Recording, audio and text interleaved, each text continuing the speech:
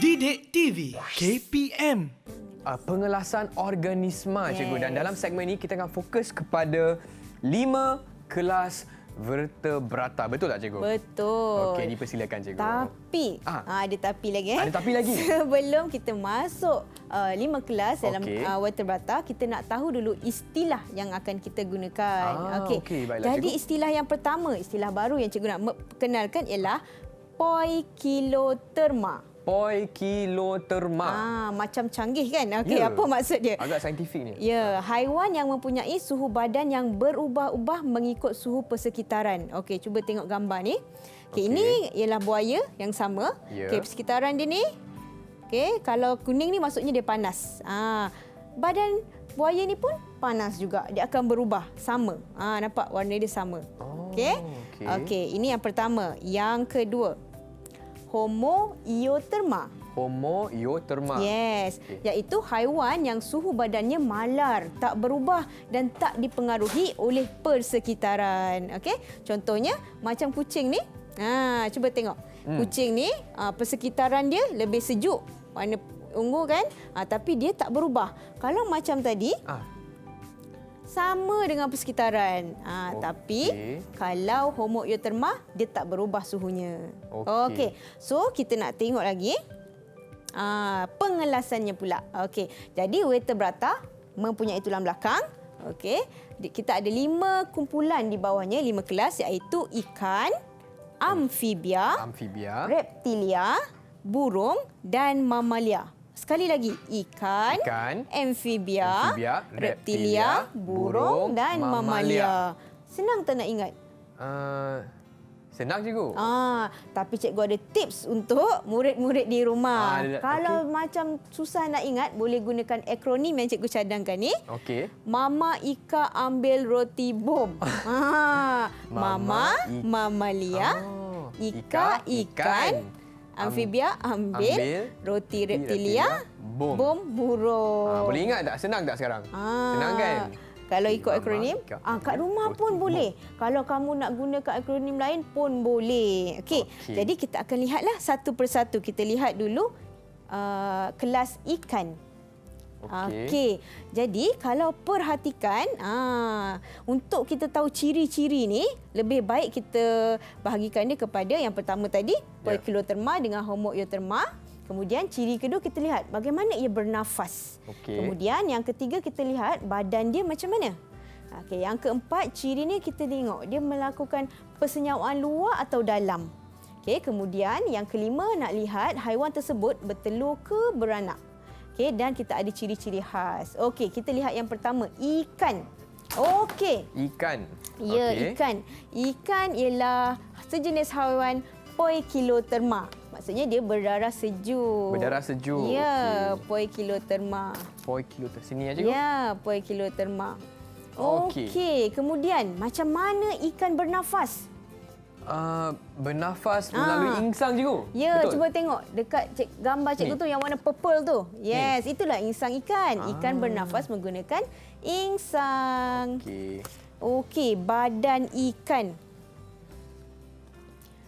Kat rumah murid-murid mesti pernah siang ikan kan? Ikan badannya bersisik. Sisik yang macam mana?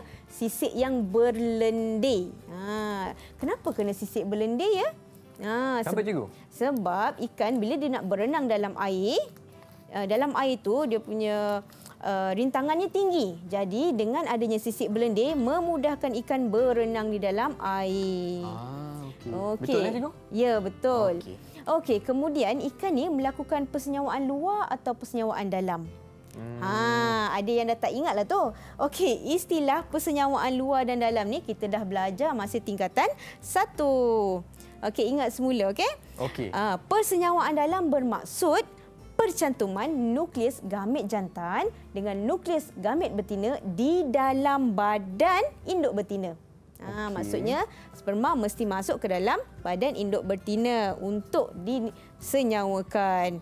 Okey. Lawannya, persenyawaan luar. Percantuman antara nukleus gamet jantan dengan nukleus gamet betina di luar badan induk betina. Bila di luar, maksudnya dia memerlukan medium. Contohnya di sini medium air. Okey, sperma daripada ikan jantan akan dikeluarkan dalam air, ovum dari ikan betina akan dikeluarkan, kemudian ovum dan sperma itu akan disenyawakan di dalam air. Okey, jadi faham. untuk ikan, persenyawaan Luar, cikgu. Ya, betul.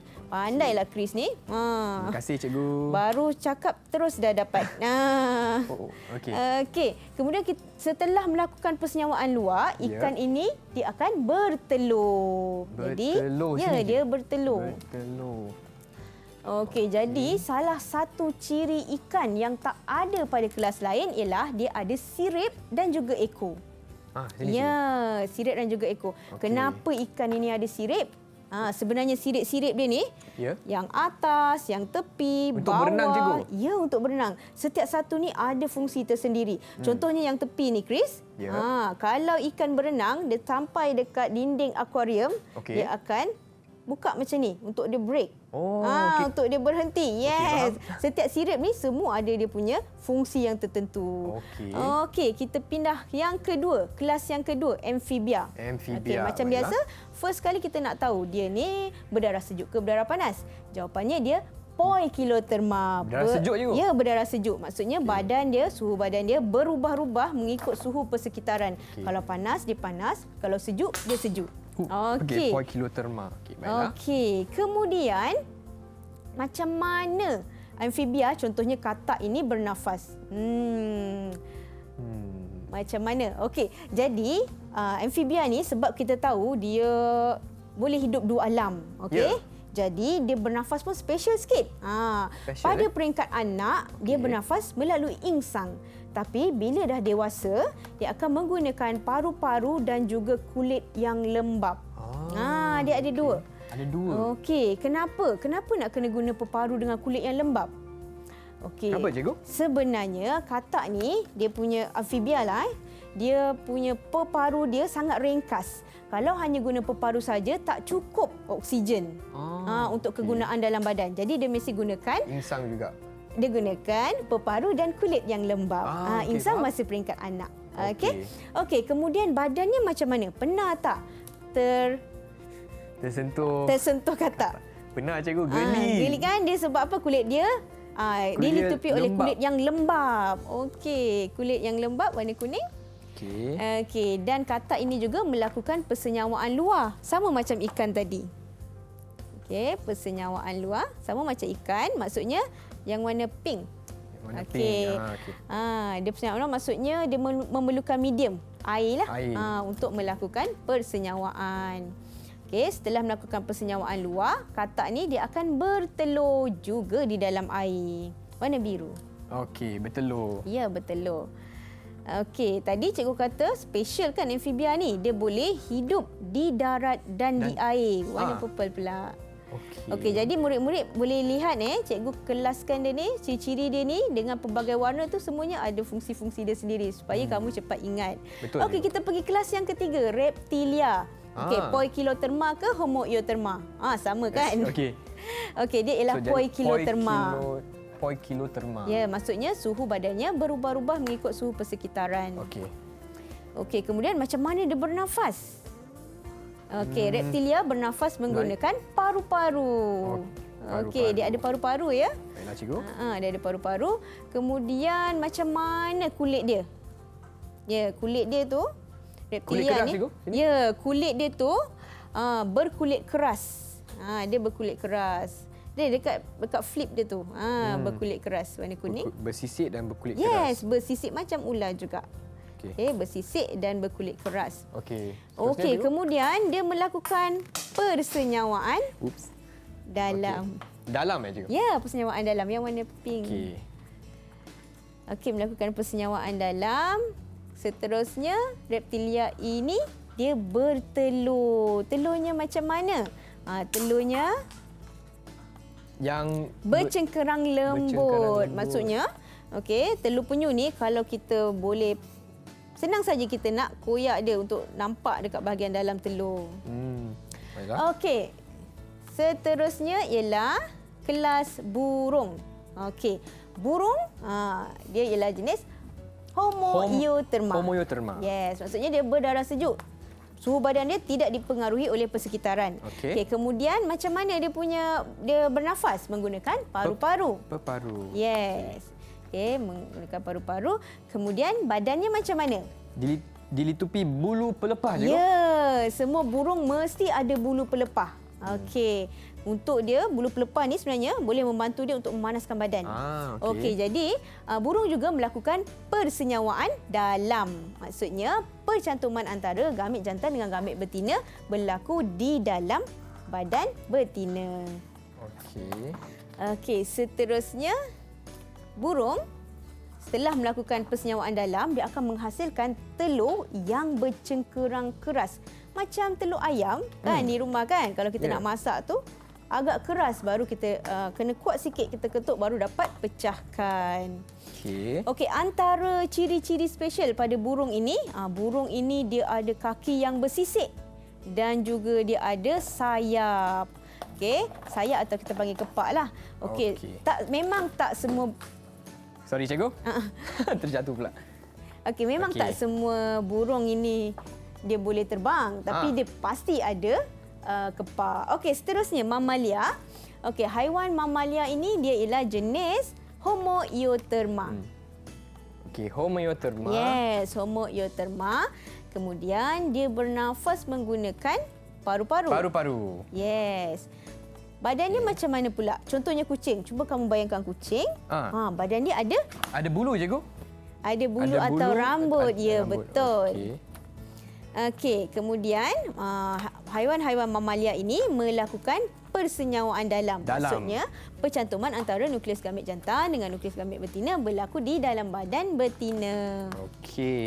Okey, kemudian setelah melakukan persenyawaan dalam, dia akan melahirkan anak. Okey, mamalia itu sendiri, hadir daripada perkataan mammary gland, iaitu kelenjar susu. Jadi, mamalia melahirkan dan menyusukan anak.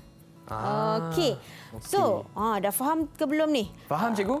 Chris, okey. Kalau macam tu Chris, cikgu nak tanya. Ada kuis? Ya, ada kuis. Kuis dah sikit. Okey. Dapat ganjaran ni. Untuk dapat ganjaran Okey. Jadi, kalau itik kelas yang mana? Ikan ke, amfibia ke, reptilia ke, burung ke, mamalia? Kalau itik burung cikgu? Pandai. Macam inilah anak murid cikgu. Okey, kalau ular. Ular. Di sini. Sini cikgu. Ular. Kulitnya bersisik. Bersisik. Reptilia cikgu? Pandai. Okey, jadi kuis yang kedua boleh? Boleh Chris, kuis yang kedua? Boleh cikgu. Okey, jadi kat sini cikgu ada number di belakang ini. Ada soalan. Jadi Chris nak nombor yang mana? Nak nombor 1. Nombor 1. Okey, cikgu bacakan soalannya. Saya mempunyai sirip dan ekor. Bernafas menggunakan insang dan telurnya tidak bercengkerang. Ada insang. Ada sirip. Reptilia ke cikgu? Ada sirip, cuba lagi. Ada sirip. Ikan cikgu. Ikan, pandai. Okey, jadi nak cuba lagi cikgu? Boleh tak? Nak cuba lagi. Yang mana? Nombor berapa pula? Nombor 4. Nombor 4. Okey, cikgu buka soalan nombor 4. Saya mempunyai kepak. Homoeotherma dan menghasilkan telur bercengkerang keras. Kalau ada kepak? Ada kepak, pastilah burung cikgu. Betul. Macam ni cikgu nak kasih 10 bintang lah. 10 bintang? 10. Untuk stiker berapa cikgu? Untuk stiker cikgu dapat bagi. Dapat 1 Okey, boleh. Okey, yes. Didik TV KPM